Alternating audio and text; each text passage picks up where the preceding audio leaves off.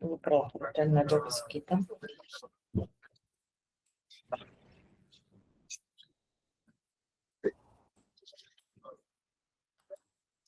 E aí, pessoal, boa noite. Vocês conseguem me ouvir? Sim. Sim. Sim. Beleza. A gente vai aguardar mais 5 minutinhos só, tá bom? O pessoal ir entrando.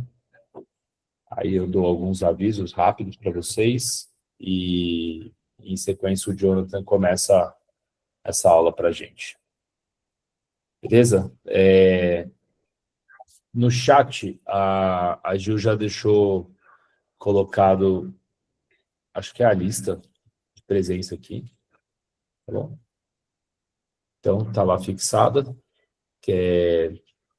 vai lá, preenche bonitinho para ganhar o certificado. Vai aproveitando enquanto a gente não começa a aula.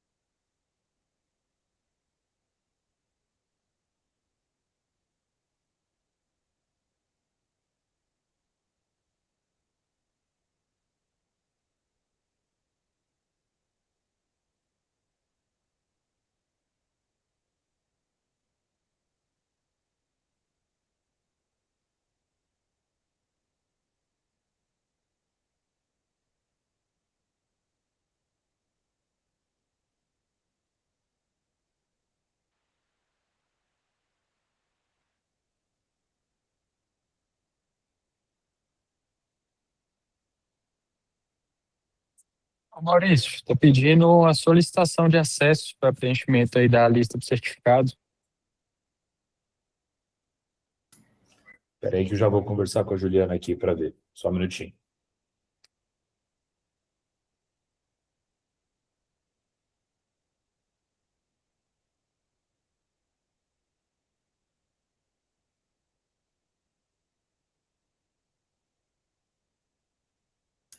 Eu vou pedir para ela verificar porque eu fiz o preenchimento aqui e deu tudo certo. Rafa, já peço para ela falar aí no chat para vocês, tá bom?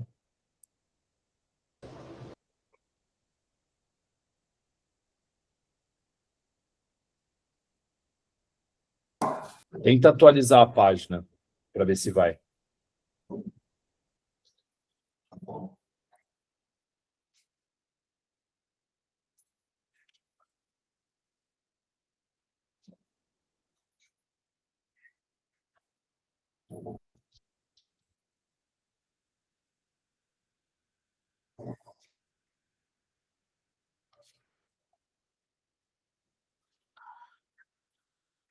Bom, beleza. Vamos lá. 8h05, conforme combinado. Bom, pessoal, boa noite. Obrigado pela presença novamente. Hoje a gente está trazendo um tema um pouquinho mais saboroso do que da última semana, da última aula. A gente vai falar sobre sequência rápida de intubação. Trouxe para apresentar essa aula para vocês o Jonathan. Ele vai se apresentar também, ele vai falar quem ele é, mas eu vou dar uma palhinha. O Jonathan é emergencista, formado lá no Grajaú. Já trabalha com o SAMU, faz coordenação da escala do SAMU lá de Osasco. Cara fera também. Queria lembrar para vocês, eu falei na última aula, mas vou deixar linkado, que essa aula, que é de intubação, está linkada com a próxima, que vai ser sobre ventilação mecânica dada por uma fisioterapeuta, tá? Então, aproveitem bem hoje, depois disso leiam, estudem e tal, que a gente vai entrar na parte de ventilação mecânica e manuseio do ventilador na próxima aula, tá? Hoje nós vamos focar na parte do procedimento da intubação, das drogas, etc. O Jonathan vai falar para a gente. Lembrando que tem aí, eu já falei, mas tem o formulário para preencher de presença, para ganhar o certificado. E qualquer dúvida que tiver, levanta a mão, vai jogando no chat, a gente está de olho aqui. E aí a gente abre para dúvidas, pode tirar dúvida durante a aula, claro. No final da aula também, se vocês quiserem conversar alguma coisa, a gente fica um tempinho a mais aí para esclarecer tudo. Beleza? John, então, para respeitar o pessoal que já está aqui no horário, manda bala. Obrigado, Maurício. Obrigado pelo convite da Visio. Bom, essa aula, então, é mais um bate-papo. Não trouxe tanta teoria, não trouxe muito texto. Eu acho que eu queria trazer um pouco da minha experiência em relação a essa técnica de intubação em si, né? Então, o Maurício já me apresentou, tá aí, algumas coisas. Atualmente, trabalho com pré-hospitalar móvel e trabalho como assistente lá no Hospital de Grajaú, além de supervisionar os residentes, basicamente. Vamos lá, o que a gente vai falar, né, é basicamente explicar o que é a definição, em quem que a gente vai usar. Confirma se vocês estão ouvindo bem, se estiverem me ouvindo baixo, eu tento ajustar aqui. Em quem que a gente vai usar a sequência rápida de intubação, qual é o objetivo dela, né? Aí vamos explicar a técnica, passar basicamente aí que eu vou trazer mais um pouco da experiência que eu tenho, muito com os residentes lá também, né? O que eles têm de dificuldade, eu vou tentar passar aqui para vocês, são coisas comuns de acontecerem. O que a gente tem de evidência para fazer o que a gente faz na sequência rápida de intubação, e por último a gente vai intubar um paciente junto aí, tá? Então, basicamente, a sequência rápida de intubação, ela é uma técnica de intubação, ela não é a intubação em si, né? Então, eu decidi por intubar um paciente utilizando a sequência rápida de intubação. E aí, se eu decidir por utilizar essa sequência rápida de intubação, obrigatoriamente eu tenho que ter um indutor potente, um agente indutor potente, um bloqueador neuromuscular. Percebam que eu não trago aqui o conceito de utilizar um medicamento analgésico, utilizar um opioide, como o fentanil, tá? Nessa técnica de sequência rápida de intubação, basicamente, eu induzo o paciente, induzo inconsciência dele e paraliso ele para que a técnica ela seja aplicada no seu rigor, né, e facilite a minha laringoscopia. A gente vai falar ao longo da aula por que é tão importante esses dois agentes e como eles vão atuar aí, além de me ajudar a não precisar do opioide. Outras técnicas de intubação, só para que a gente descreva elas, né? Então, seria, por exemplo, a técnica Wake, que é aquela técnica em que eu faço intubação acordado no paciente, já exige um grau técnico muito maior, de muito mais dificuldade. Talvez alguns, não sei, nem sabiam que isso poderia ser feito, intubar o paciente acordado, né? Mas basicamente com topicalização, anestesia ali da cavidade oral, e depois que o tubo tiver passado, aí sim eu vou sedar o paciente, né? Para que ele não fique com incômodo ali do tubo na garganta dele. Outra técnica que eu poderia utilizar também é a técnica Kolbe, que é a utilização somente da ketamina, e aí nesse caso eu não utilizaria o bloqueador muscular, Perceba que só estou utilizando a ketamina e não utilizo o bloqueador neuromuscular, eu estou usando só um agente indutor, não estou utilizando bloqueador, então não é sequência rápida de intubação. Eu utilizo muito essa técnica Kolbe aí, alguns podem falar. Só que ela, existem indicações precisas para se utilizar ela e alguns especialistas ainda questionam se realmente ela teria alguma eficácia, né? Só para deixar de exemplo, imagina, por exemplo, um trauma de face grave, em que você tem deformação da mandíbula, da anatomia de toda a região cervical, porém, o paciente tem preditores de cricotireoidostomia difícil, por exemplo. Esse paciente, talvez, não vale a pena você bloquear ele imediatamente, se ele ainda minimamente consegue oxigenar o sangue dele. Então, talvez valeria a pena pensar numa técnica diferente, que não é a sequência rápida de intubação. Mas é a minoria dos casos. Basicamente, a gente vai utilizar em todo mundo e até tem contraindicações na utilização da sequência rápida de intubação. Uma delas poderia ser esse trauma de face grave, mas na prática, a gente vai utilizar em todo mundo. 100% dos pacientes vão poder se beneficiar da sequência rápida de intubação. Qual é, então, o objetivo, né? Basicamente, a gente utiliza o indutor para deixar o paciente inconsciente, utiliza o bloqueador neuromuscular para deixar ele paralisado, e então entubar a traqueia. E o paciente tem que estar tão oxigenado e fisiologicamente otimizado quanto possível, para que a gente não precise fazer uso da ventilação com a bolsa válvula máscara. Aí você já, não sei, alguns podem já pensar, né, acender um alerta na cabeça. Não é para utilizar o AMBU, a bolsa válvula máscara? Não é isso que eu estou falando. A ventilação aqui é o ato de eu acoplar a máscara no rosto do paciente e apertar a bolsa, né? Eu não quero fazer isso. Por quê? O paciente, ele é considerado estômago cheio. Então, imagina eu fazendo isso de uma forma inadequada, abrindo o esfíncter esofagiano superior e jogando esse ar para o estômago. Em algum momento, vai voltar ml e ml de vômito ali em toda a cavidade oral, em toda a região laríngea. E aí, enfim, é uma catástrofe atrás da outra. Então, não é isso que eu quero para o meu paciente. Então, quanto melhor eu otimizar ele fisiologicamente, otimizar a oxigenação dele e não precisar ventilar para resgatar ele, melhor será.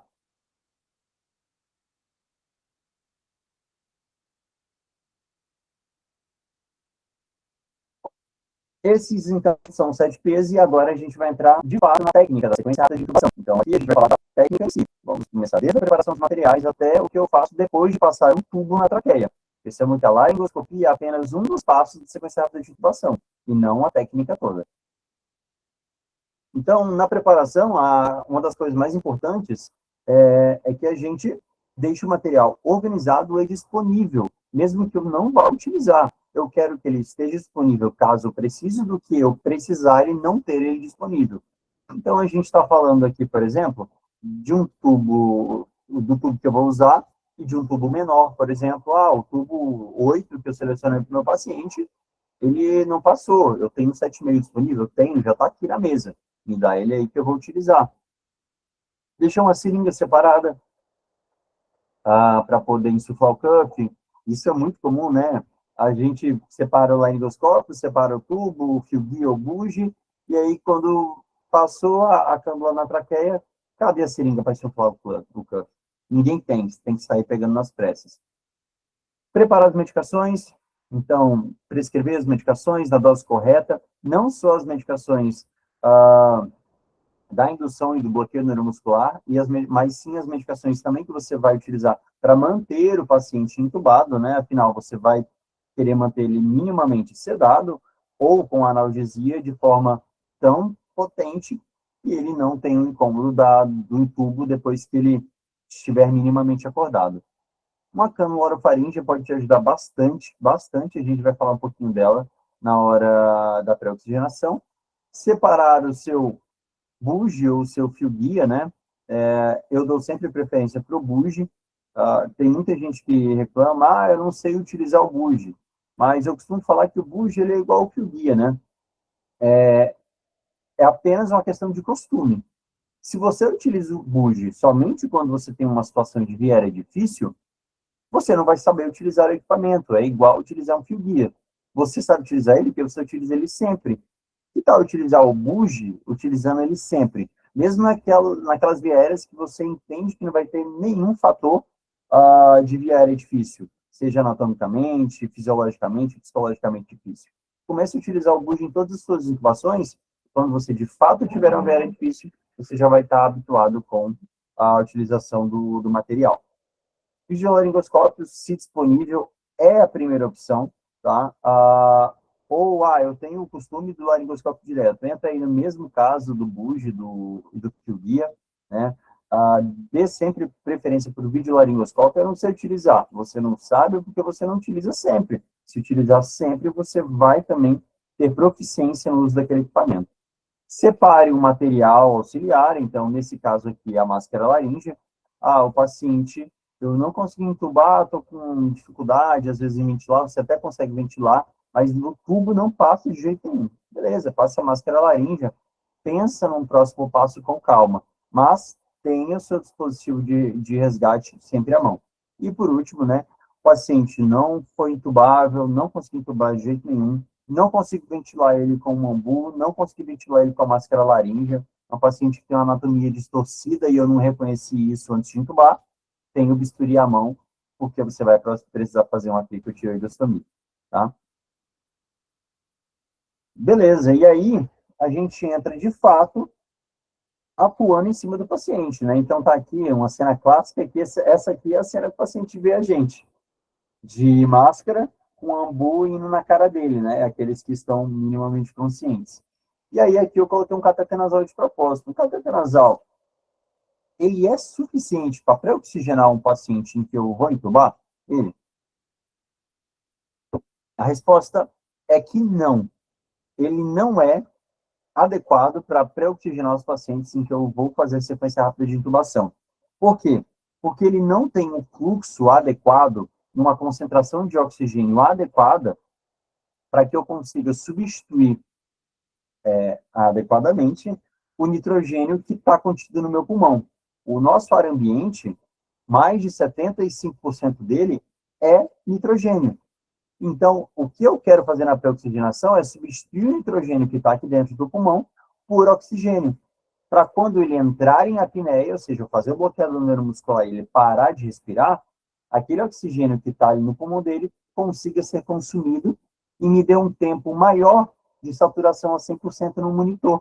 E aí eu posso laringoscopar, passar o tubo com a maior calma do mundo, sem tornar o procedimento, que já é complexo, mais estressante ainda. E aí o que eu uso então, né? Eu posso utilizar o catéter com a máscara não inalante. Porém, aqui existe um porém na máscara não inalante, que é o quê? Ela, a 15 litros por minuto, que é o que geralmente os nossos fluxômetros da emergência têm, não fornece uma FO2 100%, ou seja, não fornece a concentração pura de oxigênio. Eu vou ter uma mistura ainda ali de nitrogênio no meio, ainda vai estar entrando ar no meio daquela mistura, né? Ar ambiente no meio daquela mistura de oxigênio. Então, o que eu tenho que fazer é colocar o meu fluxômetro em flush rate. O que é isso?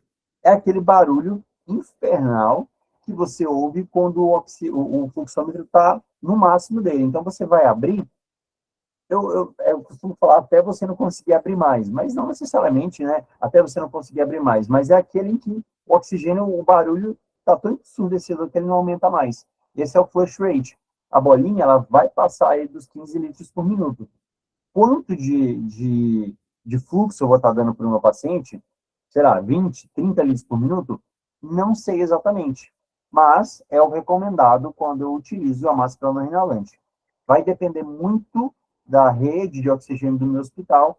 Em média, aí, as redes hospitalares, elas entregam um fluxo de aproximadamente 40 litros por minuto, entre 40 e 50 litros por minuto, com o fluxômetro de flush rate, tá? E por que eu coloquei o maisinho ali, né? Como assim? Ou você utiliza a máscara ou utiliza o catéter, né? Não, na verdade, eu tenho benefício em deixar o catéter nasal por baixo e colocar uma máscara não inalante por cima desse catéter. Parece estranho, né? Sou estranho no primeiro momento, mas é isso mesmo. Quando o meu paciente ele for bloqueado, eu vou ter que tirar a máscara não inalante para que eu consiga fazer a laringoscopia dele. Beleza. Só que o catéter nasal, ele consegue continuar lá durante essa laringoscopia. E esse catéter, assim que o paciente estiver sedado e bloqueado, eu vou aumentar o fluxo dele e esse fluxo de oxigênio entrando pelo nariz do paciente, mesmo com o paciente em apneia, vai me gerar um fluxo de oxigênio mínimo, o que vai me garantir alguns segundinhos ou até minutos a mais de saturação a 100% para o meu paciente, o que me garante mais segurança e menos estresse durante o procedimento, durante a laringoscopia em si, tá? Então, isso a gente chama de oxigenação apneica, que nada mais é que associar um cateter nasal à máscara não inalante. E aí o que eu trago de prática? A gente, falando assim, parece ser algo bem simples, e realmente é. Mas lembra que eu tenho 2 dispositivos que estão usando oxigênio, e os 2 estão em fluxos diferentes, então eu vou precisar de, atrás de mim, de 2 fluxômetros, né? Eu sei que às vezes é difícil até conseguir um, né? Quanto dirá 2, mas é assim que eu preciso para fazer essa técnica. Então, em um fluxômetro eu vou deixar o cateter nasal ligado a 5 litros por minuto, no outro fluxômetro eu vou deixar em flush rate, que é a máscara não inalante. Sedei o meu paciente, bloqueei ele, o que está com o cateter nasal, eu vou aumentar ele para que jogue um fluxo maior de oxigênio. Porque também não dá para eu aumentar enquanto o paciente estiver acordado. Imagina um oxigênio a 15 litros por minuto no seu nariz. Queima, o oxigênio é gelado e seco, ele queima a mucosa nasal. Tá? Então, é muito incômodo para o paciente. Então, eu só vou aumentar quando o paciente já estiver sedado. Ou eu posso substituir essa máscara não inalante por ambu. E aí, tem um maisinho com cateter nasal também. Por quê? Porque a oxigenação apneica, ela também pode ser feita com ambu, né? O que eu estou fazendo é garantindo mais tempo de oxigênio para o meu paciente. Então, eu posso tanto fazer a máscara não inalante com flush rate e o cateter nasal, como eu posso fazer o ambu, né? E aí, o ambu não precisa estar a flush rate, é bom que se diga isso, né? A máscara não inalante, ela precisa. Porém, o ambu, pelo sistema de válvula dela, ela tem um biquinho de pato, bem aqui a pontinha dela. Não sei se alguém já teve o interesse de desmontar um ambu, desrosquear ele e ver. Ela tem uma válvulazinha bico de pato e cria um fluxo unidirecional. Ou seja, o oxigênio ele é entregue ao paciente, porém, quando o paciente exala esse CO2, né, esse CO2 ele não volta para a bolsa, né? Então, é um fluxo unidirecional do oxigênio ali. E, além disso, você tem uma máscara que veda no rosto do paciente, ou seja, não tem entrada de ar ambiente, não tem mistura de ar ambiente ali naquele oxigênio. Por isso que eu não preciso deixar em flush rate. Então, qual é a quantidade, né, de fluxo que eu preciso deixar no meu fluxômetro para ventilar com ambu? A quantidade mínima que eu consiga manter a bolsa, o reservatório, né, que nessa figurinha aqui não tem, mas fica aqui atrás, aquele reservatóriozinho, né, mais maleável, é a quantidade mínima que eu consiga deixar essa bolsa cheia. E qual é essa quantidade? Não sei, vai depender da frequência respiratória do meu paciente. Se meu paciente tiver muito apneico, imagina que você está entubando, por exemplo, um COVID, uma pneumonia super extensa, uma pneumonia lobar extensa. Esse paciente, ele vai estar provavelmente aí com a frequência respiratória de 32, 35, 40 de frequência respiratória. Essa bolsa vai esvaziar muito mais rápido, então eu vou ter que colocar um oxigênio no fluxo maior. Ao passo que se você está entubando, por exemplo, um AVC hemorrágico de ponte rebaixado, esse paciente vai estar respirando na frequência normal, 12, 14 incursões respiratórias por minuto. E aí, provavelmente, essa bolsa vai demorar mais tempo para esvaziar, consequentemente, eu vou precisar de um fluxo mais baixo. Então, aquele conceito de barulho de oxigênio para todo lado com o ambu, isso não é verdadeiro, não é necessário, tá bom? E, de preferência, sempre que possível, com um paciente minimamente sentado. Poxa, parece...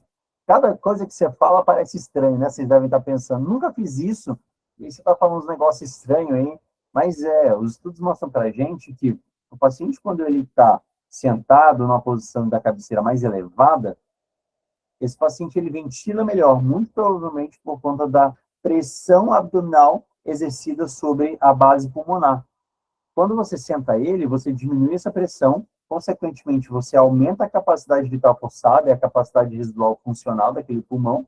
Com isso, o paciente faz um volume corrente maior e ele alcança aquelas áreas em que estava lá, esquecida, vamos colocar assim. E você consegue substituir tudo aquilo por oxigênio. Então, faz sentido pré-oxigenar o paciente, principalmente aqueles hipoxêmicos, né, que saturam mais rápido, sentados, tá? Calma que se vocês estão achando estranho, vocês vão achar mais estranho ainda quando eu for falar do posicionamento. E, por último, quanto tempo eu deixo esse paciente, né? Então, a teoria fala para a gente que o paciente tem que fazer 8 inspirações profundas. Porém, nossos pacientes na emergência, muitas vezes, eles não conseguem obedecer nem comando. Quem dirá eu falar para ele, puxa o ar bem fundo e solta 8 vezes. Ele não vai conseguir fazer isso, ou ele vai fazer de forma inadequada, não vai conseguir fazer na capacidade vital forçada dele.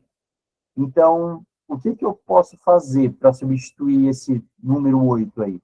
Deixar aproximadamente o paciente 5 minutos na máscara não inalante, a flush rate ou no AMBU, tá? Esse parece ser o número aí adequado. Eu posso deixar menos tempo? Olha, é errado se eu falar que pode, mas o seu paciente, se ele não tiver uma doença pulmonar, talvez 3, 4 minutos seja um bom tempo. Mas, via de regra, treine sempre deixar o paciente 5 minutos. Então, sabe a fase de preparação? Você está ajeitando material, separando o tubo, prescrevendo medicação, então montando a bomba de fusão, já vai deixando o seu paciente lá no flush rate e no cateter nasal, tá? É o tempo que ele vai precisar para ele pré-oxigenar. Beleza, vamos então para a pré-intubação. E aqui, esse termo, a gente está tendendo a mudar ele, tendendo a mudar para otimização. Só que aí, se a gente botar otimização, a gente acaba com a graça dos 7 P's, né? Vai ficar 6 P's e um O. Então, basicamente, a otimização ou a pré-intubação, ela serve para melhorar o estado fisiológico do meu paciente. E quando eu falo isso, eu estou falando basicamente de 2 coisas. Eu estou falando de pressão, basicamente, de perfusão, e eu estou falando de oxigenação. Então, eu preciso manter o meu paciente minimamente estável antes de intubar. Porque se eu intubo ele com a PA da 10/6 antes da intubação, é normal a intubação. Mas você acha que se eu estou colocando um agente indutor que, via de regra, vai fazer vasodilatação nesse paciente, por que você acha que a pressão dele não vai cair abaixo disso quando você intubar ele? Então, otimize o seu paciente, traga as pressões, melhore a perfusão dele para níveis supra-ótimos, vamos colocar assim, tá? Então, imagina aquele choque séptico, ou então nem é choque séptico ainda, é aquela sepse que está ali limítrofe, sabe? Aquela PAM de 70, 75, aquele paciente ali com a PA de 90/60, 100/70. Não intuba sem a sua nora estar preparada e ligada não, conectada no acesso do paciente. Não intube sem ela estar ligada no acesso do seu paciente, porque você invariavelmente vai precisar dessa noradrenalina, e se ela não estiver preparada, ligada no seu paciente, quando você mais precisar, a enfermagem vai virar para você e falar, doutor, agora a gente vai ter que buscar, não é passe de mágica. E eles estão corretos, você não se preparou para a sua intubação. Então, a fase da preparação envolve a prescrição também dos vasopressores. Ou, por exemplo, é um trauma abdominal fechado, é uma fratura de pelve. A gente entende hoje que, beleza, você pode até usar a droga vasoativa como uma ponte, você pode fazer o fluido, o ring lactato como uma ponte, mas se o paciente já tem sinais de choque, ele está super taquicárdico, está tendendo a hipotensão, esse paciente precisa de sangue, né? Falando da vítima de trauma, aqui, claro. Então, por que eu vou ficar postergando isso? Não, quando eu intubar, aí a gente prescreve o sangue. Não, faz isso antes da intubação. Muitas vezes, o que acontece às vezes, já aconteceu poucas vezes, não vou dizer que é muito, não vou exagerar, mas já aconteceu, por exemplo, você liga na hora do paciente, vou lá, sua intubação não é mais necessária. E aí a enfermagem fica, né, com a cara daquele jeito, ele vai, vamos te xingar, vamos falar mal pelas costas, brincadeira, mas é o que acontece muitas vezes. Então, otimize o seu paciente, tá? Hemodinamicamente e, falando da parte da oxigenação, eu trouxe aí, vocês viram ali, drenagem torácica e VNI. Então, não tem como entubar um paciente, por exemplo, com um pneumotórax. Se você entuba um pneumotórax, quando você entuba, você vai fazer pressão positiva, então vai ter um ventilador empurrando o ar naquele pulmão. Por que você acha que aquele pneumotórax que já existia ali, ele milagrosamente ele vai se manter ou diminuir? Não, a tendência é que ele aumente, né? E se for, por exemplo, por uma lesão na pleura, o que geralmente o que vai acontecer? Quando você jogar o ar, é igual o pneu furado, vai sair pelo buraco, pelo furo. Então, a tendência é que o pneumotórax aumente. Então, você vai entubar o paciente, era um trauma super complexo, um politrauma, um trauma de tórax, um trauma de pelve, um TCE grave, eu preciso entubar o paciente. Calma, se o paciente tem pneumotórax, drena antes desse pneumotórax, porque senão esse paciente vai parar por um pneumotórax hipertensivo. Não é, talvez ele vai parar, não, ele vai parar por um pneumotórax hipertensivo. Se ele já tinha antes, ele vai parar depois. E por último, a VNI, né? E aqui a gente fala dos pacientes clínicos, pré-oxigenar esses pacientes aqui durante a fase de otimização ou durante a fase de pré-oxigenação, com a VNI, hoje é possível. A gente teve um estudo super recente agora, do semestre final de 2025, que mostrou melhor tempo de apneia segura para os pacientes pré-oxigenados com a VNI. E o melhor, né, que é a grande preocupação nossa, não existiu aumento de eventos adversos. E eles não selecionaram pacientes do tipo, não, paciente com AVC que está rebaixado, não tem como eu usar VNI porque ele vai broncoaspirar. Não, pior que não, eles colocaram todos os pacientes maiores de 18 anos que precisariam da intubação e pré-oxigenaram os pacientes com VNI. A quantidade de eventos adversos no grupo que não pré-oxigenou com VNI e os que ventilaram foi a mesma, tá? Então, é uma opção, principalmente naqueles pacientes hipoxêmicos. Então, pneumonias extensas, aqueles pacientes, não sei, que já tem algum enfisema pulmonar, alguma doença intersticial pulmonar estabelecida, tá? Talvez a VNI nesses pacientes faça sentido. Eu acabei não comentando, né? Vocês viram aqui que tem um tal de simpatolítico. O que é simpatolítico? Nada mais é que o fentanil. E aí, vocês veem que eu não coloquei analgesia ou analgésico. Por quê? O que é a dor, né? Eu vou filosofar aqui por 30 segundinhos com vocês. A dor nada mais é que uma experiência sensitiva, onde o paciente ele vai sentir aquilo e guardar aquela experiência para ele. Então, a dor ela pode ser emocional, por exemplo, né? De alguma forma. Tem pacientes, por exemplo, que sofrem um estresse lá, traumático, emocional traumático, e somatizam aquilo em forma de dor física. Por isso que a dor ela é algo de um paciente que está minimamente consciente, de alguma forma consciente, né? Então, será que o paciente sedado, ele sente dor? Não, a resposta é não, ele não sente dor. Mas ele apresenta a resposta fisiológica de dor. O que é a resposta fisiológica de dor? Ele faz taquicardia, ele faz hipertensão, ele faz xerostomia, então ele vai fazer a boca seca por liberação de adrenalina. Essa é a resposta da dor. Mas ele vai lembrar da sua laringoscopia? Não. Ele não vai, eu lembrei que você me fez a laringoscopia, doeu demais. Não, ele não vai. Então, a dor, ela não existe se você sedou o paciente de forma adequada. Por isso que a gente chama o fentanil, na sequência rápida de intubação, de simpatolítico. Por quê? Qual é o objetivo do fentanil quando eu decido utilizá-lo na sequência rápida de intubação?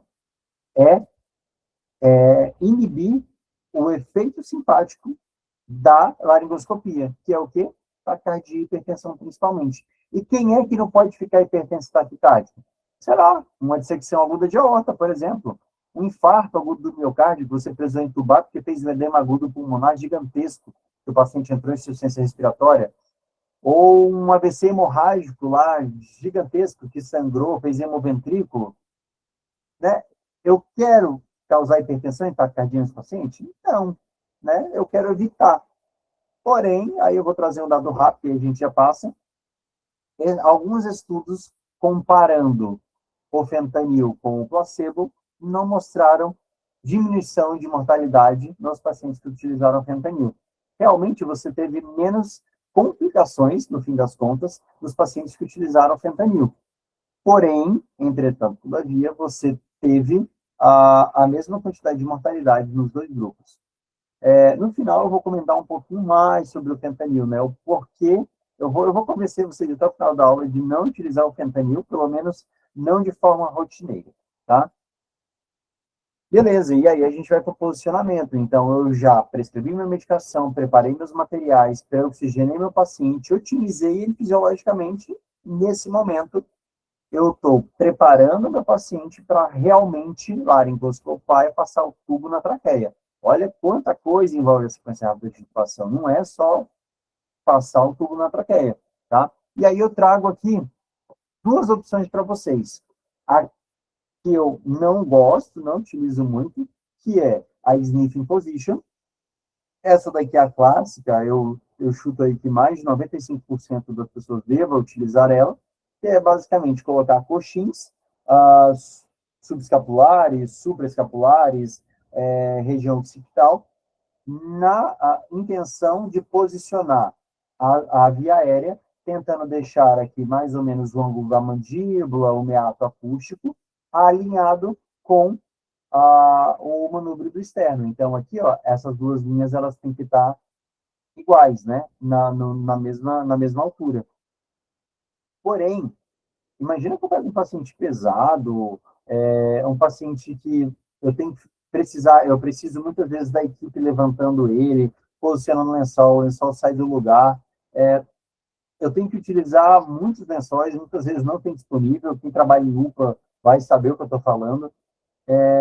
Não gosto, prefiro fazer o quê? Uma coisa que eu já tenho na hora que eu vou entubar, que é uma maca que eleva a sua cabeceira.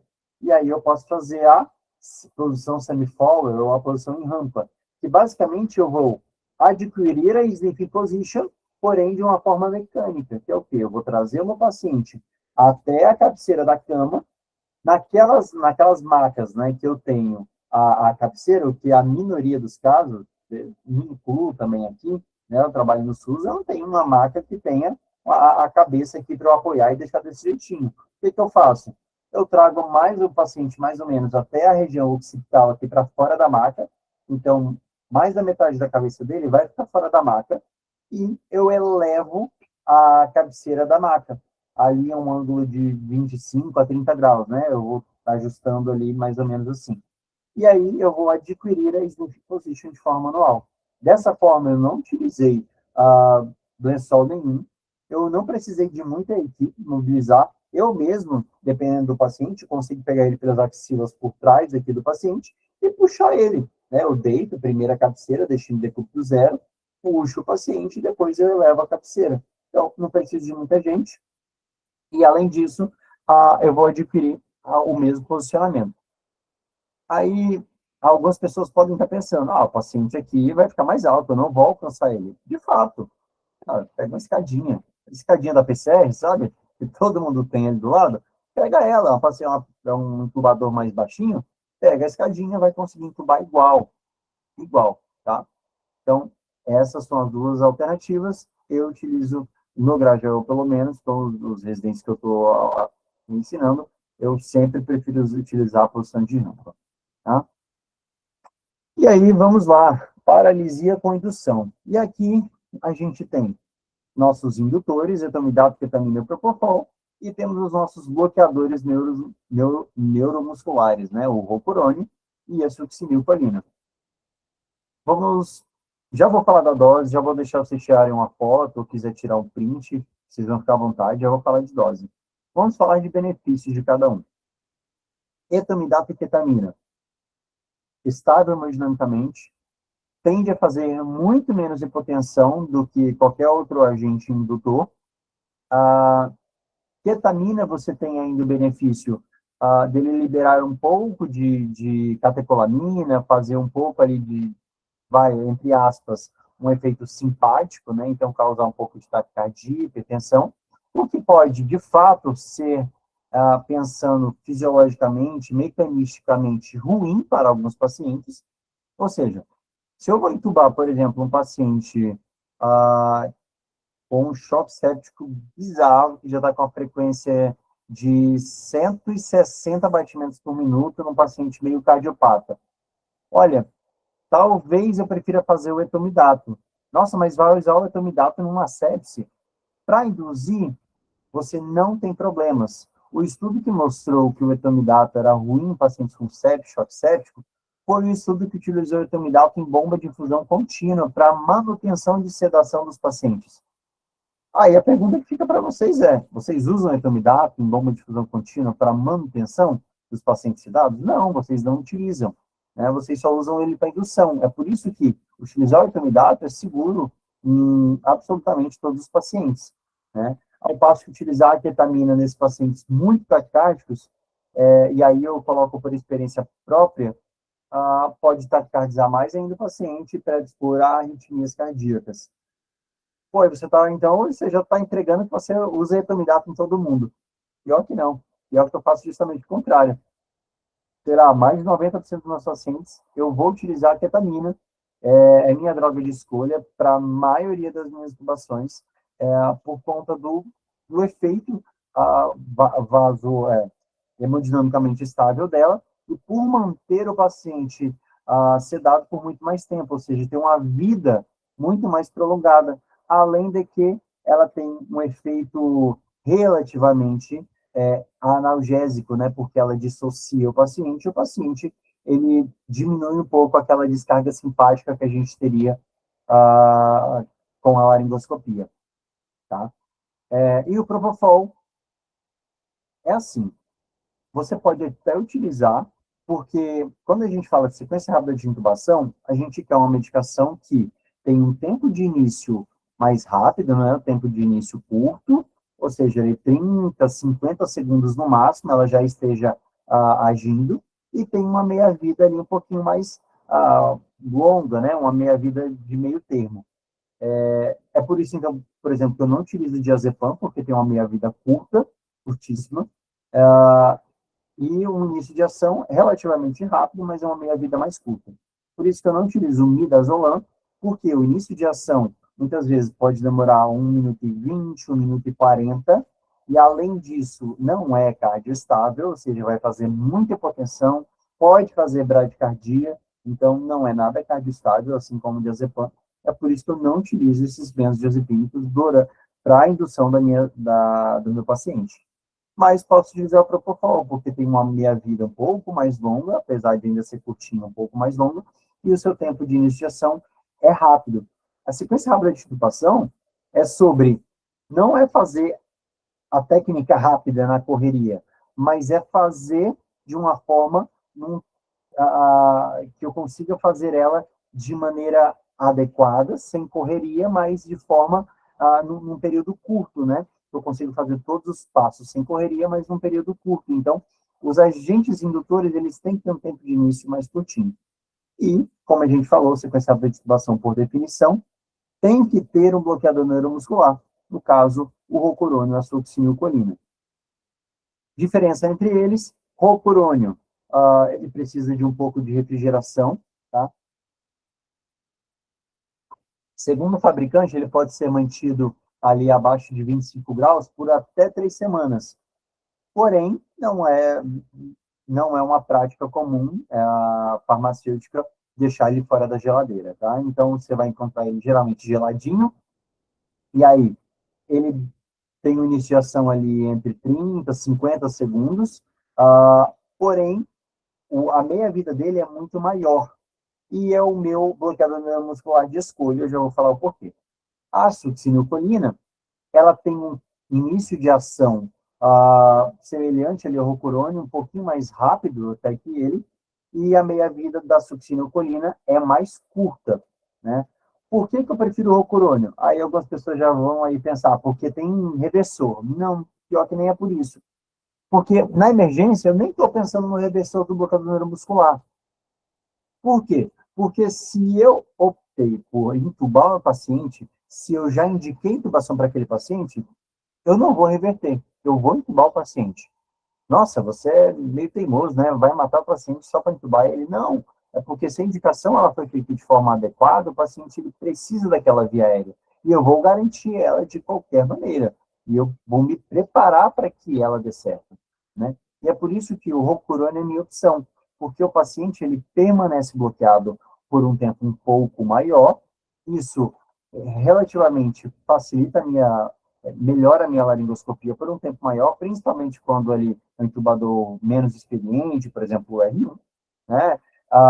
E eu consigo, além disso, facilitar a vida do fisioterapeuta, que é o que eu consigo acoplar o paciente no ventilador mecânico e consigo ventilar o meu paciente de forma adequada, porque calcular mecânica respiratória, calcular, por exemplo, resistência, complacência daquela via aérea. Então, eu facilito o trabalho do fisioterapeuta, principalmente aqueles pacientes em que o problema é pulmonar. Então, imagina entubar um COVID, por exemplo, e passou 3 minutos ali do bloqueador, que é o caso da succinilcolina, o paciente já tem drive respiratório, começa a interagir com o ventilador. O terapeuta não vai conseguir calcular nada, não vai conseguir ver resistência, complacência, talvez se ele queira ver a PIC ideal daquele paciente, né, que, enfim, não é para ser feito de rotina, mas se for da prática do fisioterapeuta fazer, ele não vai conseguir fazer se o paciente não estiver bloqueado. Então, por diversos motivos, eu prefiro o rocurônio. E, além de tudo, ele tem reversor, se por um acaso alguém precisar, tá bom? Problemas do rocurônio. Ele não te mostra quando você pode entubar o paciente.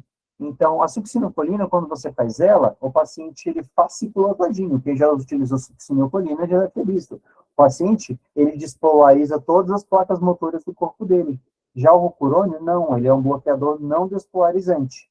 Então, você vai ter que meio que esperar o paciente entrar em apneia e testar. Geralmente a gente testa pela mandíbula dele aqui, né, se está mais soltinha, se aquele bloqueador muscular já fez efeito, né? O problema é que, às vezes, o paciente ele faz apneia, muitas vezes, não é nem com o bloqueador muscular, ele já faz antes, quando eu fiz o indutor. Então, só de fazer o etumidata ketamina, às vezes o paciente já faz apneia. Então, pode ser um fator confundidor, um problema em usar o rocurônio, né? Mas, à medida que você utiliza ele, vai passando o tempo, você vai acostumando com a medicação. Então, é a mesma coisa do buja, a mesma coisa do videolaringoscópio. Em torno de 45 segundos, 1 minuto, vai ser o tempo suficiente para a iniciação dele. É por isso que a pré-oxigenação bem feita, bem realizada, com um cateter nasal, com a máscara no inalante ou ambu, ela é uma das melhores coisas que você pode fazer para o seu paciente, porque te garante a segurança durante o procedimento.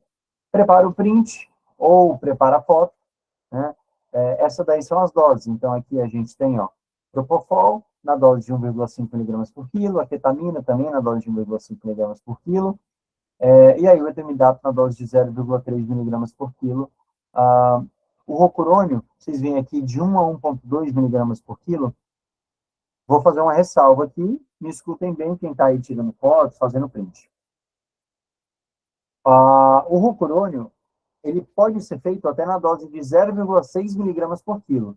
Se, por exemplo, tem algum interno aí, talvez esteja rodando, sei lá, na anestesiologia, vai ver o anestesista utilizando 0,6 mg por quilo. Está correta a dose dele? Está correta para o ambiente dele. Por quê?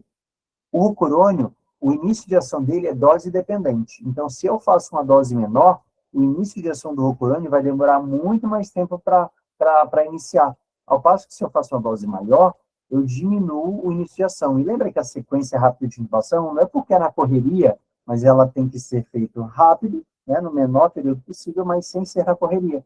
Então, eu fazer uma dose maior de rocurônio garante que o tempo que ele demora para ficar bloqueado é menor. Então, o que a gente costuma fazer? Fazer doses maiores do que essa que está aí na tabela. A gente costuma fazer doses de 1,5, 1,7, até 2 miligramas por quilo. Nossa, e não traz nenhum efeito colateral? O paciente não fica hipotenso? Não, lembra que é um bloqueador neuromuscular. Então, você está bloqueando o músculo, tá? Pode ser que tenha algum efeito mínimo na vasculatura, na musculatura vascular, né, ali no músculo liso, no endotélio. Olha, talvez muito pequeno, mas não é em doses de 2 miligramas quilo, é em doses muito maiores. Tá? Então, o efeito hemodinâmico ele vai decorrer do seu indutor, e não do seu bloqueador. Tá? Então, essa dose que está aí de 1,2 pode até ser utilizada, mas a gente tende a utilizar doses maiores. E, por último, a succinilcolina, 1,5 miligramas por quilo. Se vocês pararem para olhar, tudo é 1,5 miligrama por quilo, então fica muito mais fácil, em vez de você falar uma ampola para todo mundo, você pensa, é 1,5 miligramas por quilo para todo mundo, exceto para o etomidato. Então, o etomidato, se eu decidir utilizar, é o único que eu vou calcular 0,3 miligramas por quilo. O resto é tudo 1,5 miligramas por quilo, tá? Tirou a fotinha, tirou o print, eu vou passar. E agora, eu vou para a passagem do tubo e eu decidi trazer um vídeo. Eu acho que um vídeo fala mais do que 1000 palavras, tá? Eu trouxe 2 vídeos, os 2 foram utilizando o vídeo laringoscópio, obviamente, e aí vocês vão ver o R1 nosso da emergência intubando. A gente vai trazer os acertos e os erros dessa laringoscopia, tá? Dessa videolaringoscopia. Então percebam que a primeira coisa aqui é que a gente está entrando, antes mesmo de dar o play no vídeo, a gente está entrando com o videolaringoscópio no meio da língua, eu não estou entrando no canto aqui direito da língua e afastando ela para a esquerda, né? Porque no laringoscópio direto, eu faço assim, eu entro com o laringoscópio no canto direito da boca, e aí eu afasto a língua para a esquerda, para que eu entre com o meu tubo pelo canto direito da boca e visualize as cordas vocais de maneira adequada. Se você pegar o laringoscópio convencional, aquele que a luzinha aponta lá, que é o laringoscópio direto, e você tentar entrar no meio da língua, aquele curvado, no caso, né, a gente chama de lâmina de Macintosh, se você tentar entrar com a lâmina curvada no meio da língua, você provavelmente vai ter dificuldade de visualizar a sua via aérea. Então, tudo é uma questão de técnica, um bom posicionamento, uma boa laringoscopia, então, entrar no canto direito, afastar a língua para a esquerda, é o que vai te garantir sucesso, tá? Então, percebam que está entrando no meio da língua, e depois que se eu estou utilizando um videolaringoscópio, depois que você está vendo que ela está com dificuldade de progredir? Pronto, progrediu. Passei da boca, paro de olhar para a boca, é diferente do laringoscópio direto, eu começo a olhar só para o meu vídeo. E aí eu vou entrando, ajustando, até que eu vejo a pontinha da epiglote aqui. Depois que eu vi a pontinha da epiglote, eu vou ativar o ligamento ilioepiglótico para que a minha epiglote suba e eu veja as cordas vocais ali no fundo. E aí, olha a visualização. Essa visualização ela é perfeita para uma videolaringoscopia. Agora piorou um pouquinho. Você viu que a epiglote ela deixou dar uma caidinha. Ela provavelmente aliviou um pouco a mão aqui embaixo. Mas aquela visão anterior, logo que ela conseguiu, é a melhor que a gente tem. Por quê? Porque no laringoscópio, quando eu tenho uma visão muito boa das cordas vocais, ela está muito ali no vídeo, o buge ou o tubo, ele tende a ir para baixo, a ir para o esôfago. E você não consegue jogar o buge ou o tubo para cima, para a região anterior. Por isso que você tem que deixar mesmo um pouquinho mais afastado. E aí percebam que ele passou o buge, agora eu venho com o tubo por cima do buge. Vejam que você vai impactar o tubo nessa hora. Vou deixar vocês assistirem aí. Então, tem alguém de fora, né, auxiliando o intubador. O intubador não tira o olho da via aérea. Perceba que ele tirou o olho da via aérea, provavelmente. Por quê? Porque a epiglote deu uma caidinha. Passou o tubo. Você vê aqui, ó. Eu vou voltar um pouquinho o vídeo aqui. Tem uma marquinha, bem aqui no tubo. Uma marquinha preta, bem aqui, ó. Acabou de passar essa marquinha preta. Essa marquinha preta, eu tenho que deixar ela logo abaixo das cordas vocais. Às vezes, algumas marcas de tubo, eu tenho 2 marquinhas. Se eu tenho 2 marquinhas, uma tem que ficar abaixo da corda vocal e outra acima da corda vocal. Então, a corda vocal vai ficar entre as 2 marquinhas, tá? Tirei o buge, insuflei o cuff, vou testar, conectar o capnógrafo. Beleza? Primeiro vídeo é esse, então. Vamos ao segundo vídeo.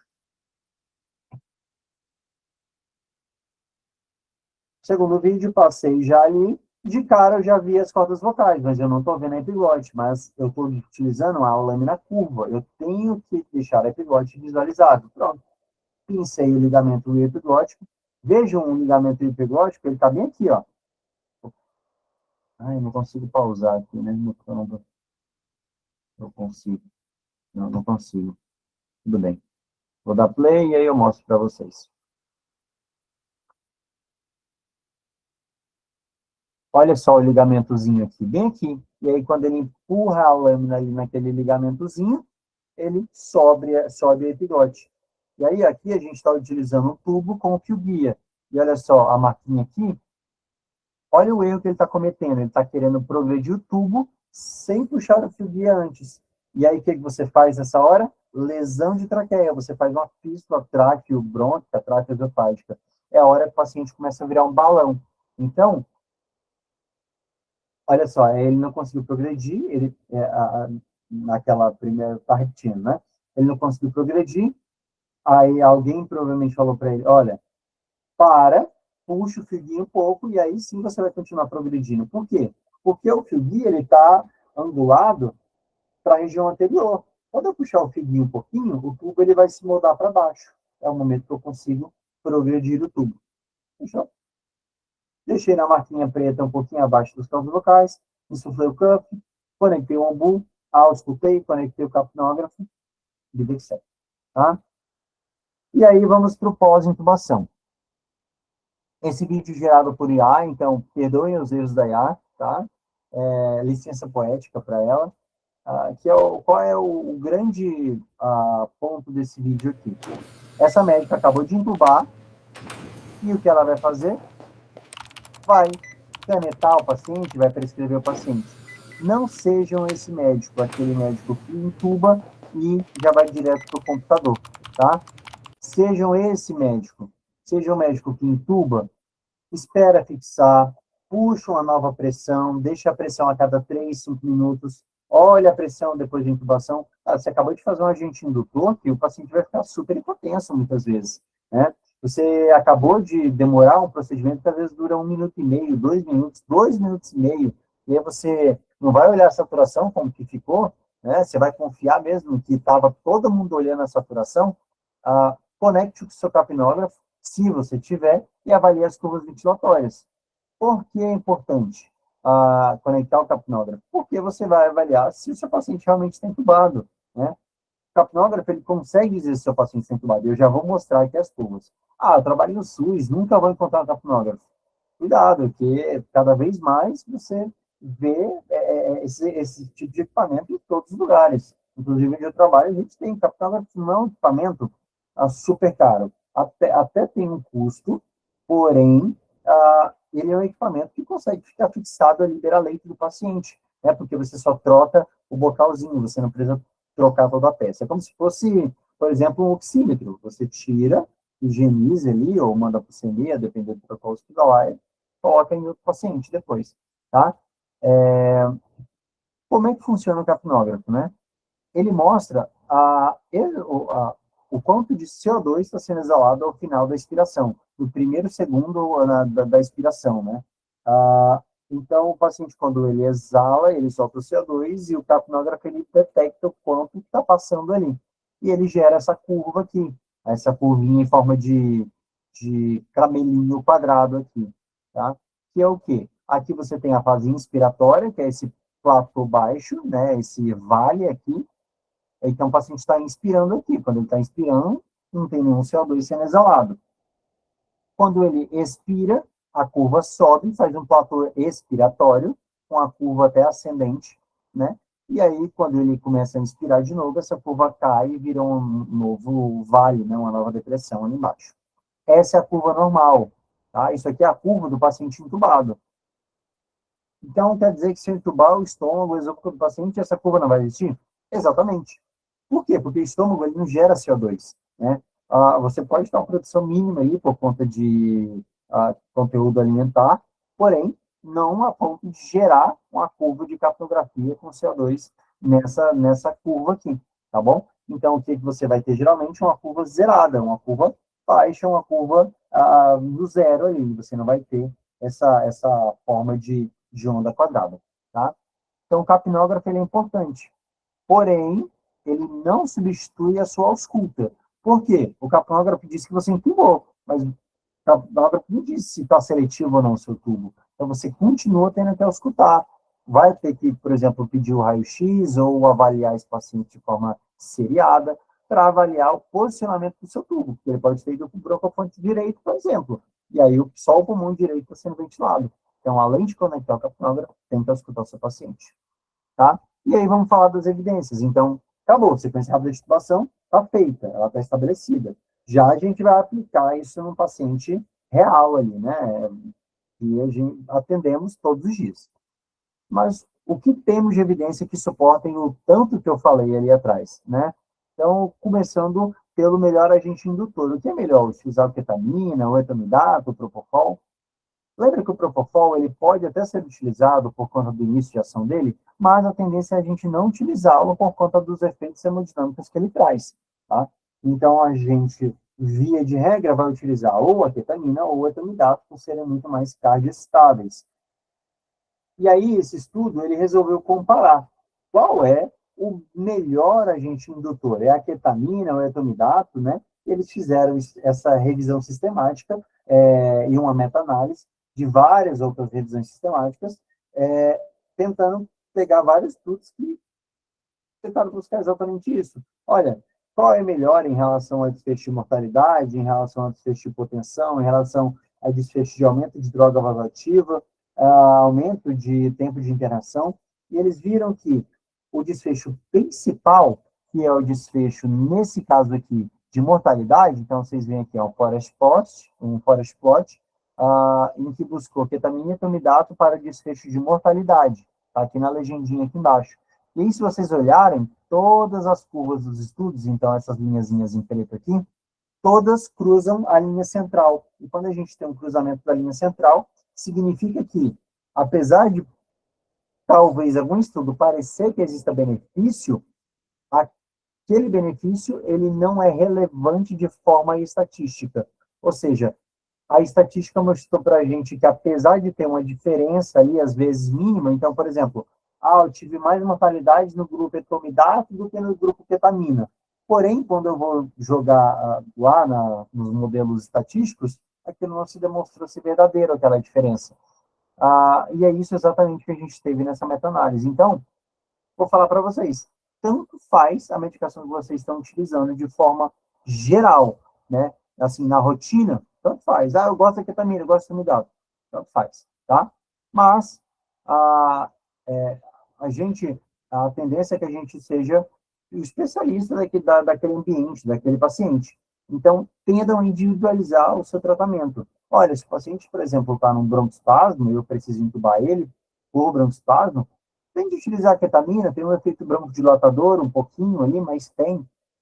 Eu preciso entubar um paciente que está com hipertensão intracraniana, um paciente que está com dissecção de aorta. Cara, tem de utilizar o etamidato, talvez, para não fazer aquela liberação de catecolamina, que a ketamina pode fazer um pouquinho. Né? Não custa nada. Então, tenda a individualizar o seu paciente. Mas se você não assim, quiser utilizar um indutor de rotina, os estudos mostram que, via de regra, não vai ter mudança de mortalidade.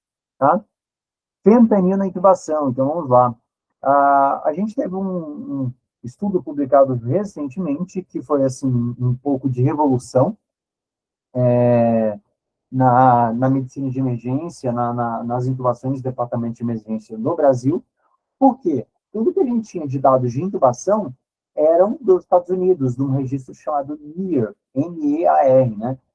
E lá eles têm, assim, milhares e milhares de registros de intubação. De como as pessoas intubam, quem é a pessoa que intuba, se é residente, se é interno, se é generalista, qual é a especialidade dele, qual é o ambiente que foi realizado a intubação, qual foi o indutor que foi feito para a intubação, qual é o bloqueador muscular, se teve aumento de droga vasoativa ou não, se o paciente saturou ou não, se teve hipotensão ou não. Então, tudo é registrado nesse registro lá, NEAR. Tudo é colocado lá. E aí a gente não tinha algo nosso, brasileiro, até que surgiu o Barco, né, iniciativa de um doutorado de um colega lá do Hospital das Clínicas, da USP, e aí ele fez esse registro brasileiro e reuniu aí, atualmente já tem mais de 2.000 participantes, né? incluídos no registro e está aumentando, continua sendo inserido pacientes e centros participantes. E aí uma alegria é de que a gente pensava que a maioria das intubações utilizava fentanil no Brasil, mas não, só 23% das intubações atualmente no Brasil utilizam fentanil, pelo menos desse registro do barco, né? Mas, só a título de comparação, eu não trouxe aqui, mas o NIR, que é esse registro dos Estados Unidos, só lembrando, né, um contexto, a medicina de emergência nos Estados Unidos, ela existe há mais de 50 anos, tá? No Brasil, ela ainda é uma criança, ainda ela tem 10 anos, está se tornando adolescente agora, a gente ainda tem muito a crescer, mas lá, só 2% das intubações utilizam fentanil. Vocês acreditam? 2% das intubações utilizam fentanil, só. Claro, das que fazem sequência rápida de intubação. Então, é algo que a gente ainda precisa galgar e caminhar passos largos ainda para conseguir alcançar eles, né? Mas já é uma alegria quando a gente vê esses dados, tá? Então, 1 a cada 5 intubações é utilizado fentanil aqui no Brasil. Mas qual é o problema do fentanil?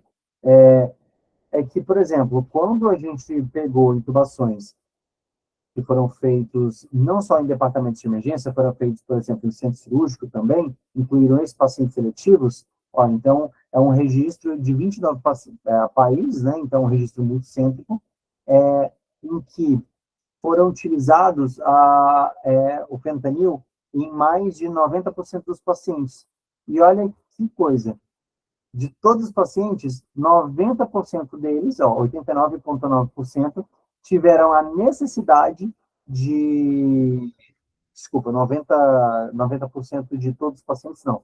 90% dos pacientes que tiveram algum evento adverso maior, né? Eles consideraram principalmente como instabilidade cardiovascular, ou seja, hipotensão, arritmia cardíaca, ou tiveram a necessidade de aumento de vasopressores.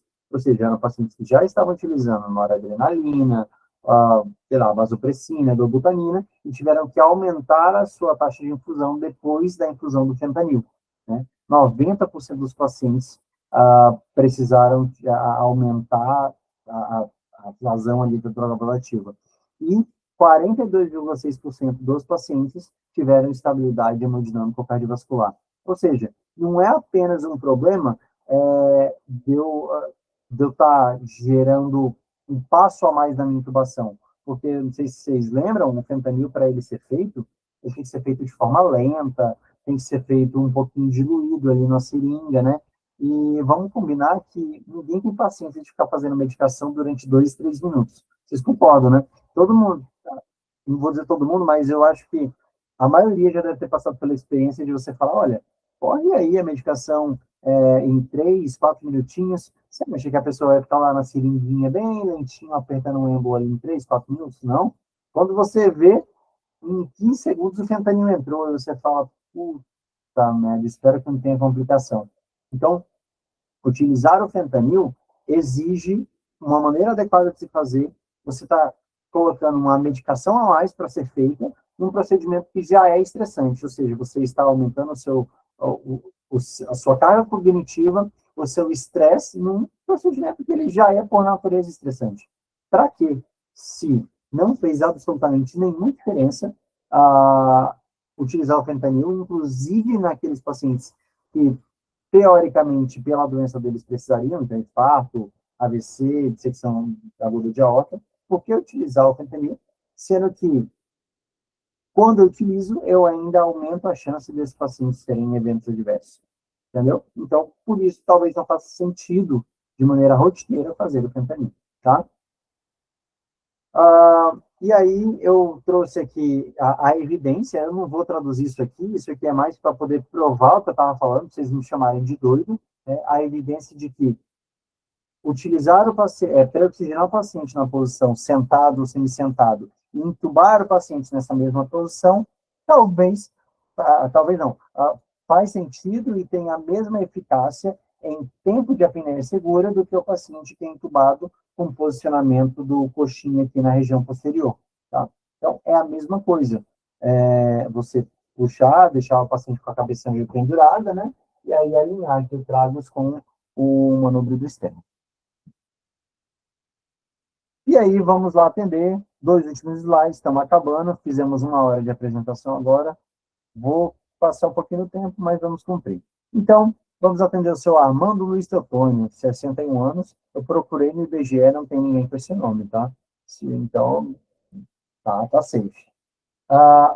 É um paciente que ele é hipertenso, ele tem diabetes, é dislipidêmico, tem 12 anos prévios, e ele chega para você com hemiplegia braquicoral direita, apavia de compreensão, desafio é grave, aproximadamente 5 minutos, tem um Glasgow ali de 9, um NIH calculado ali pelo residente de 23, ou seja, um NIH alto, tem muitos déficits importantes, porém, ele tem uma dificuldade de mobilizar a secreção. Aí você pensa, putz, 50 minutos de ictus, ele tem tempo de trombólise, eu tenho que correr para a tomografia. Mas, calma, será que é seguro você correr para a tomografia com esse paciente?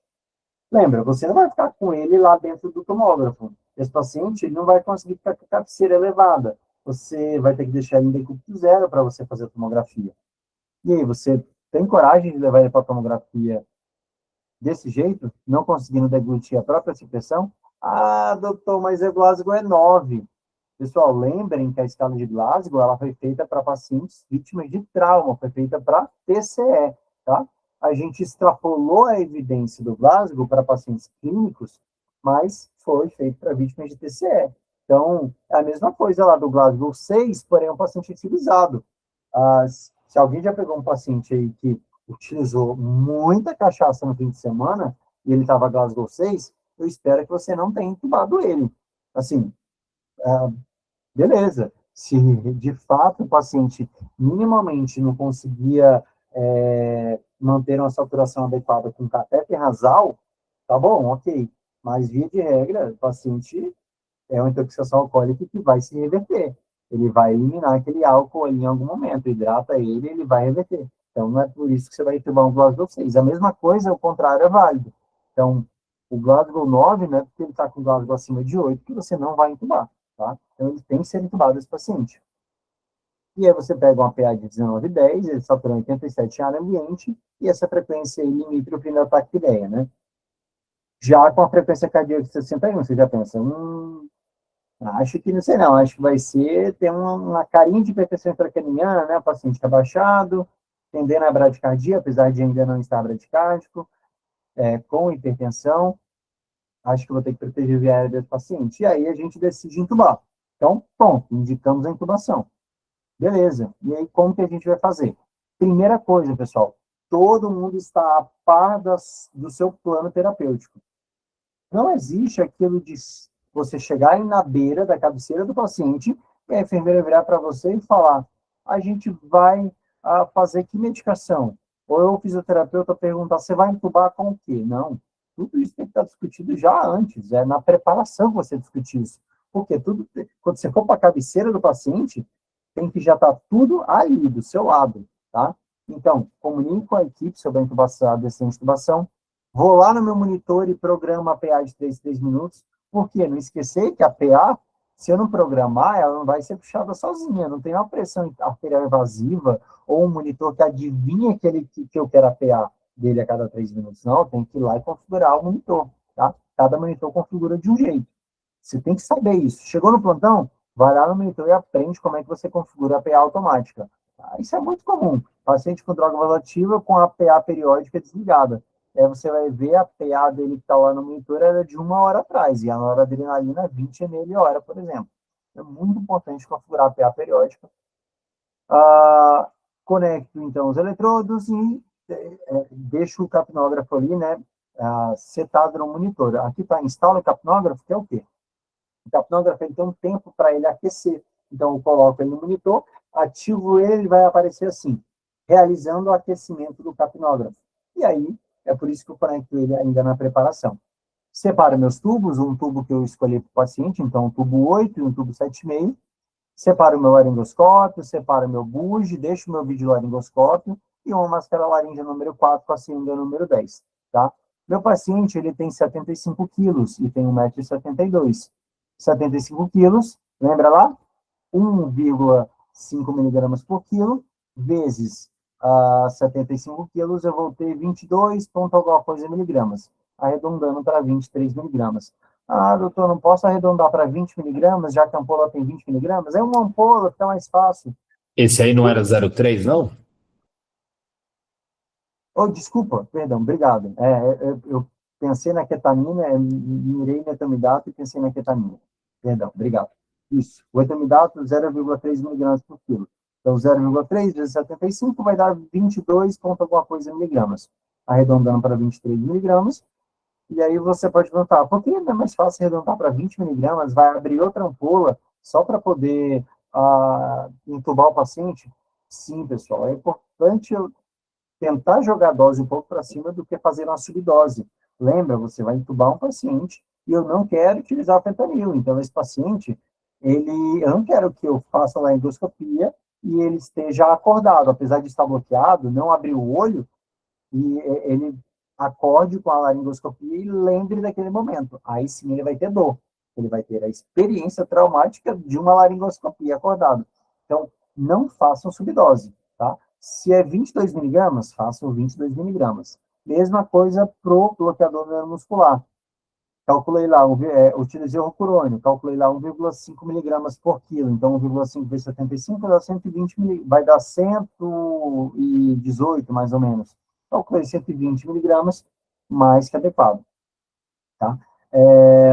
E aí, vou também preparar a minha bomba de difusão contínua, padrão de cada serviço, né? Geralmente lá 20 ml em 80 de soro, cada serviço tem o seu. Né? Geralmente a concentração vai ficar em 1 miligrama por ml. Não vou utilizar para induzir, é para manutenção do paciente. Então, mas não dá para fazer isso depois? Não, não dá, pessoal. Não dá, porque assim que eu entubar esse paciente, eu preciso ligar a sedação contínua. Então, ela já tem que estar preparada no momento da preparação, da preparação do procedimento, né? E fentanil, onde eu trabalho, a gente usa fentanil puro, então é na concentração de 50 por ml, mas os juízes são padrão, tá? Vou colocar o cateter nasal, lembra lá? Fluxozinho baixo, 5 litros por minuto no fluxômetro, e vou instalar no outro fluxômetro uma máscara inalante com um reservatório em flush rate. Então, vou abrir barulho ensurdecedor de oxigênio, né? Vou colocar uma máscara inalante por cima do cateter nasal e vou deixar para oxigenar enquanto a equipe prepara a bomba de fusão, prepara o material para que eu possa entubar. Beleza, aguardei 5 minutos da pré-oxigenação. Lembra, é um paciente que está rebaixado. Eu não vou conseguir pedir para ele fazer outras inspirações profundas. Passou os 5 minutos, vou realizar o etomidato, seguido do rocurônio. Então, faço o etomidato, em seguida eu lavo com o meu rocurônio, espero ali em torno de 40, 50 segundos, dou uma testadinha na mandíbula aqui, eu vejo que a mandíbula está molinha, beleza, tiro a máscara no renalante, peço para alguém aumentar o fluxômetro aqui atrás do cateter nasal, né? Lembra, o cateter nasal está ali, não esquece dele. Então, aumenta o fluxômetro lá do cateter nasal agora que eu sedei o paciente e parto para a laringoscopia depois de ter posicionado ele. Então, eu posso posicionar o paciente enquanto ele ainda não está sedado? Até posso. Porém, o paciente, por exemplo, que está hipoxêmico, ele vai ficar muito incomodado e que, apesar de ele estar hipoxêmico, ele está consciente. Então, ele vai ficar muito incomodado com a cabeceira dele pendurada aqui na beirada da cama. Por isso que, assim que fizer eu também dar o rocurônio, enquanto eu estou aguardando o tempo de ação do rocurônio, eu zero decúbito, puxo o paciente para trás da maca e ergo a cabeceira de novo. Né? Então, pensando aqui, né, lateralmente, eu tá a cabeceira erguida, eu zero decúbito, puxo o paciente, a cabeceira está meio pendurada aqui na beirada da cama, e eu ergo ele para que a cabeça fique meio penduradinha, tá? Posição semifolder, faço a passagem de tubo, checo a passagem através da ausculta, né, insuflo o cuff, checo a passagem através da ausculta, conecto o capnógrafo, e aí sim eu realizo a fixação do tubo, checo os sinais vitais, ajeito meu paciente no leito e realizo o feedback para a equipe. Isso é super importante. Porque algumas vezes, algumas coisas passam despercebidos. Algumas vezes é aquele paciente, aquela pessoa que está ali o primeiro, segundo dia, não tem entrosamento com a equipe, às vezes até você mesmo acabou de chegar. Então, ó, pessoal, esse tipo de paciente aqui, eu fiz tal coisa por isso, então deixa eu cateter nasal para que eu pudesse ter mais segurança na hora de intubar, por exemplo, eu pudesse ter um tempo mais seguro.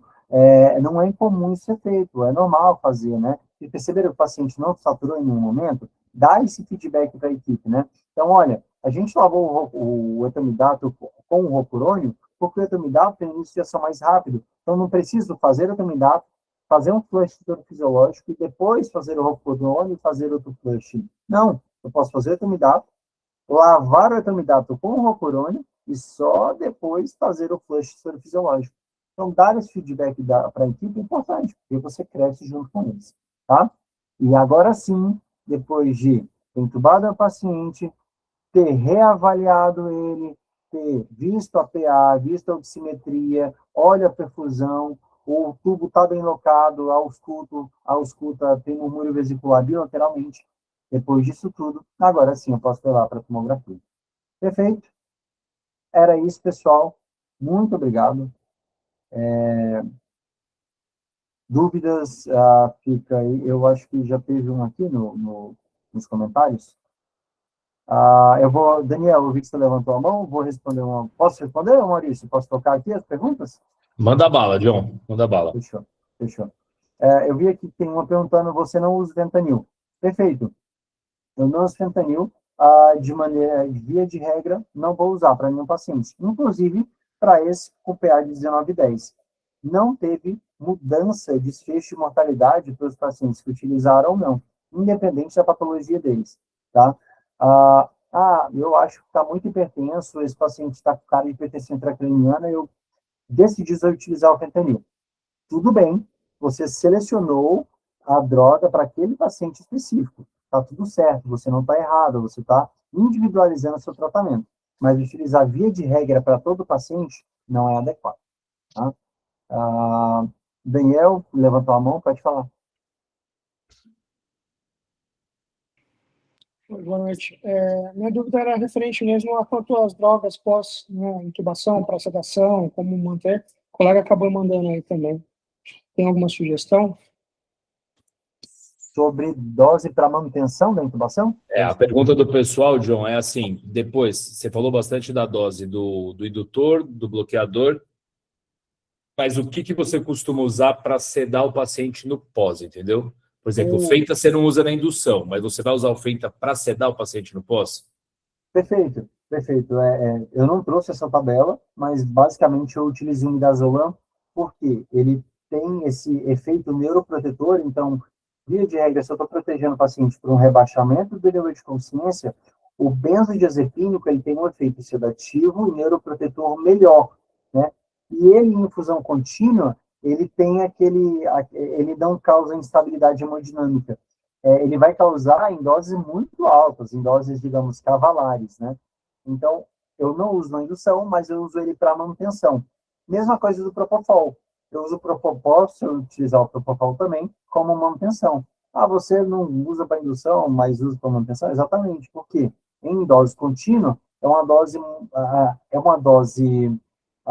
em que eu estou fazendo em pequenas alíquotas ali, né, ao longo de um longo tempo. Então, isso não causa uma instabilidade hemodinâmica no paciente. Por exemplo, o efeito hipotensor do Propofol em dose contínua e baixa para sedação, ele é muito menor do que aquela dose que você vai utilizar, que utilizava antigamente na hora de fazer a indução para entubar, né? Perfeito. Porque, além da dose ser alta, eu vou fazer aquilo num curto espaço de tempo.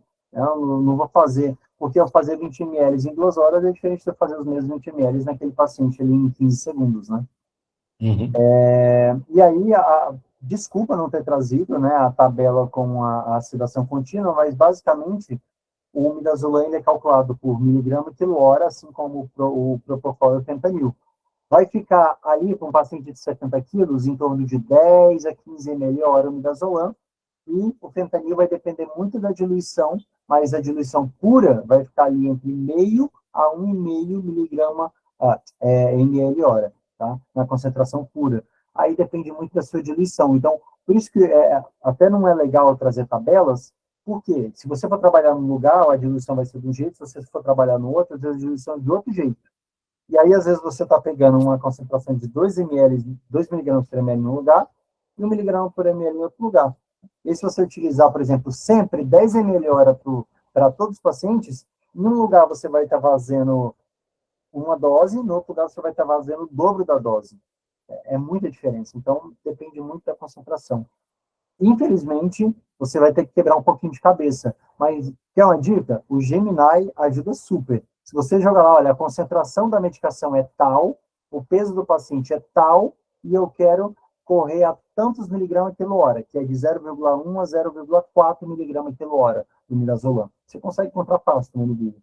Joga aí esses 3 dados para ele e vai falar, olha, você tem que colocar tantos ml hora.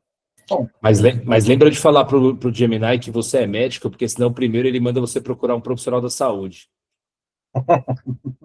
Ô, John, o Daniel perguntou outra coisa aqui também, ó. Ketamina pode ser utilizado, pelo que eu entendi aqui, na estratégia da sedação, tá? A sedação contínua.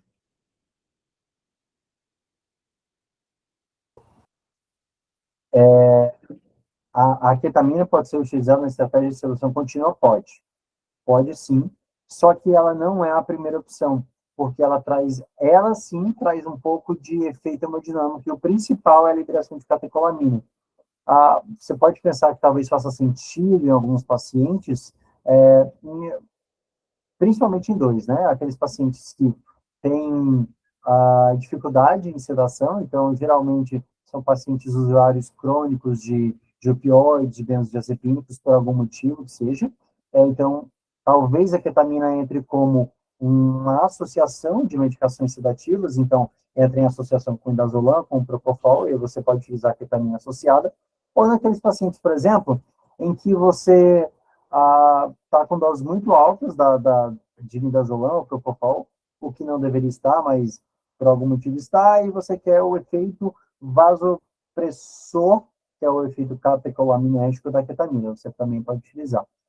Não é a melhor medicação para você utilizar via de regra como sedação contínua, por conta desses efeitos colaterais, mas pode ser utilizado, diferente do etomidato. O etomidato, dos agentes indutores, é o único que a gente evita, principalmente por conta da evidência que a gente tem de supressão adrenal. Tá? Respondeu, Dani? Boa. Mais Tá alguém? aparecendo a minha câmera para vocês? Oi? Tá aparecendo minha câmera para vocês? Tá sim, dá para ver tua cara assim. Beleza. Mais alguém? Alguma dúvida? Tivemos umas risadas aí. Boa. Ju, valeu. Nelson, que tinha perguntado, respondido aí. Sim, obrigada. Boa. Boa. Então, legal, Rodolfo, valeu. Obrigado, Amanda. O John manda bem, cara. Fera. Sim. Lá do Rondônia, né? Rondônia, né, John? Rondônia. Eu falo que você é do Acre, mas é na zoeira, que é Rondônia. Beleza, então. Bom, pessoal, valeu. Obrigado aí pela presença. Obrigado por terem ficado até o final. Significa que vocês estavam curtindo. Muito bom. Aproveitem. Depois a gente vai deixar essa aula no YouTube. A gente pede para os coordenadores divulgarem depois, para vocês revisitarem, lembrarem tudo isso, tá bom? E é isso aí. Lembrando que daqui 15 dias, na outra quarta, acho que é dia 11 de fevereiro, se eu não me engano, a gente vai complementar essa aula com aula de ventilador, tá bom? Aí a gente vai falar sobre ventilação, tá? É uma fisioterapeuta que vem ensinando a mexer no ventilador, quais são os parâmetros, quais são os mecanismos, etc, tal, para complementar essa aula aqui. E em breve a gente traz o John de volta para falar mais alguma coisa. Valeu, até mais. Agradeço o convite. Valeu. Tchau, pessoal. Boa noite. Boa semana aí para vocês.